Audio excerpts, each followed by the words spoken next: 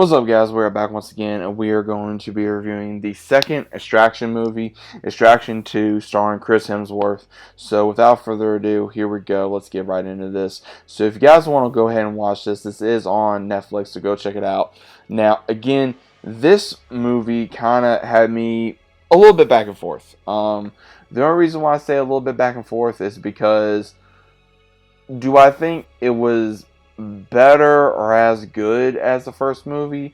Personally, I don't think it was as good as the first movie. Or, not let me rephrase that. It wasn't better than the first movie, but I think it was as good as the first movie.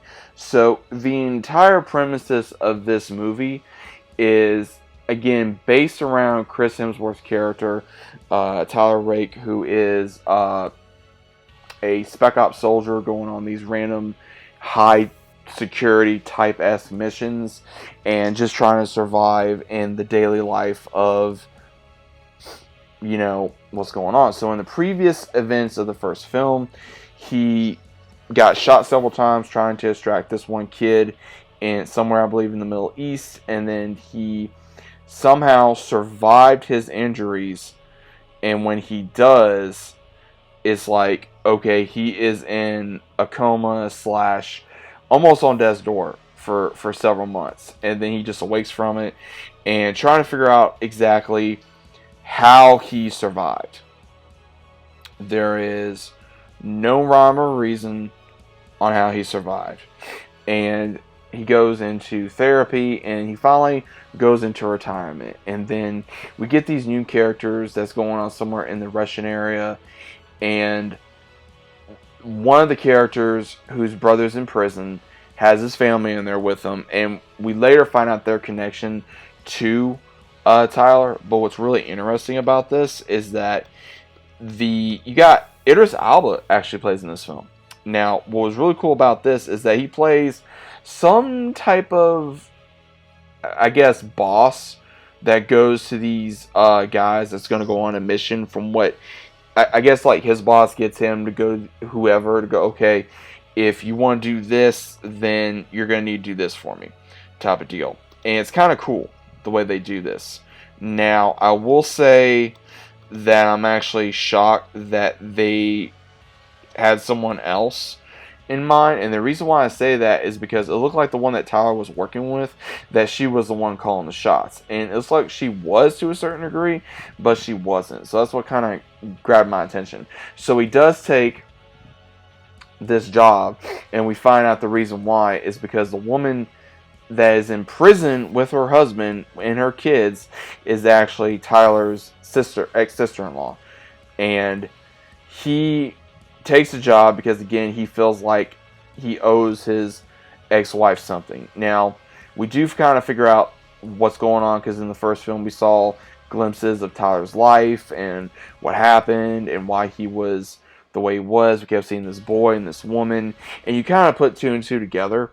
And so Tyler goes in, and he has the help of Yaz as well as Nikki, who is always the one that is giving him these missions. So they go in, things go crazy, they extract, you know, the kids as well as this girl, and there's just a lot of fight scenes in this, man. Let me tell you this: the camera angles in this film was badass. The Russo brothers, they do know how to do a film, especially when you got that track record like Avengers.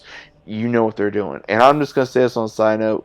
Chris Hemsworth was a badass in this film. He kicked a lot of ass in this film, and we got to find out a lot more about his character. So throughout the film, he is not only trying to get redemption, and I feel like him doing this, him saving his ex-sister-in-law and technically like his niece and nephew, he's doing this not to get only redemption for himself, but to try to figure out the reason why he's alive.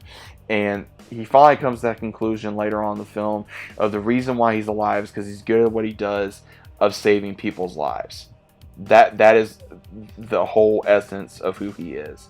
He is the one that goes in there and he saves people's lives. And we actually get to see his ex-wife in this too. We finally figure out the reason why things between her and him did not work. And we find out that he got orders to leave when their son was sick, and I'm assuming he had cancer or some type of other disease, And Tyler admitted that he left because he couldn't handle it, and he should have been there, and he's been feeling guilty about it ever since. So we finally got confirmation on that, and the way this movie ends does kind of set up for a third film, and I'm kind of hoping that they do because of the way it ended. Because, long story short, we do see where Tyler has the big end-all fight with the main antagonist of the film, which is the brother of the one that he's been trying to keep his ex-sister-in-law and all them away from.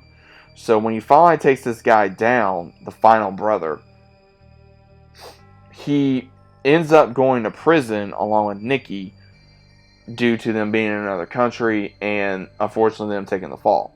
Then they get out due to working with Idris Elba's character at the very end of the film. And so it does kind of set you up for a third film. It sets you up with the idea of, okay, what's going to happen is, you know, what are they going to do, right? And they're kind of also setting up a possible, I think, romance between Tyler and Nikki, because you can obviously tell there's feelings there. And also that Tyler was trying to be not really a surrogate father to the one Sandro, who was like his nephew, his ex-nephew in a way, but he was trying to show him, like, look, you may have loved and respected your father, but the only reason why he wanted you to stick around was so that way he could control you. And your mom stuck with him because she did not want you to become like him.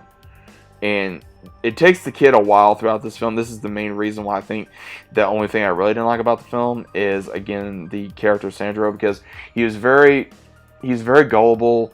He believed a lot of things that was said to him by his so-called family, you know, his uncle and his father, and pretty much ratted out his mother and his sister, and was willing to let Tyler and the rest of everyone else die because, you know, Tyler killed his dad, so obviously he's the enemy.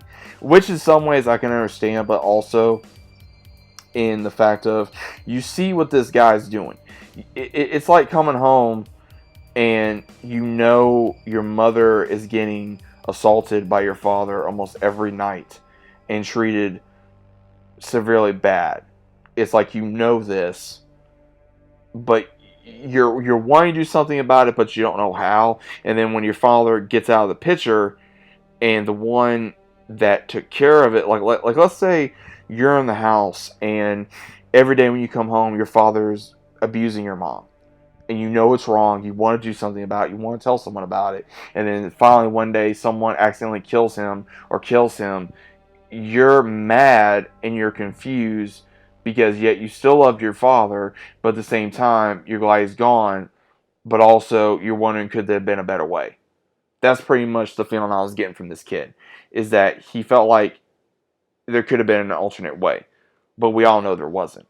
So, again, this had a lot of the first movie. It had a couple comedic times in there. It was very dramatized. It was very thriller. It was very action packed. Had a lot of great scenes in here. Like I said, gorgeous camera angles, amazing acting, amazing action scenes. Just a very overall enjoying thriller popcorn type of film, and I would definitely watch this again. Like I said, I am a fan of the Extraction, I would say, possible franchise series. Like, again, if they're going to be doing a third one, then I'm down for it. I really am. I'm down for a third one. I think it'd be cool to see Chris Hemsworth do another one if he's willing to do another one, and also if there's a ability to do another one. The first one was an absolute success. I think this was going to be an absolute success, and I enjoyed this film. I really did. So if you guys have never seen Extraction 2 yet, definitely check it out, man. It is worth the watch. I really didn't have a whole lot of issues going in this film. I was very excited to see this film, and it didn't disappoint. Like I said, there was a lot of good action films in here. If you guys like Chris Hemsworth, you guys like a good action film, you guys like a good story, you guys like a lot of beautiful camera angles in a movie, definitely check the movie out. But overall, hope you guys enjoyed the review. If you guys did, leave a like, subscribe to the channel if you guys are new. Let me know what you guys thought about it, and I'll see you next time.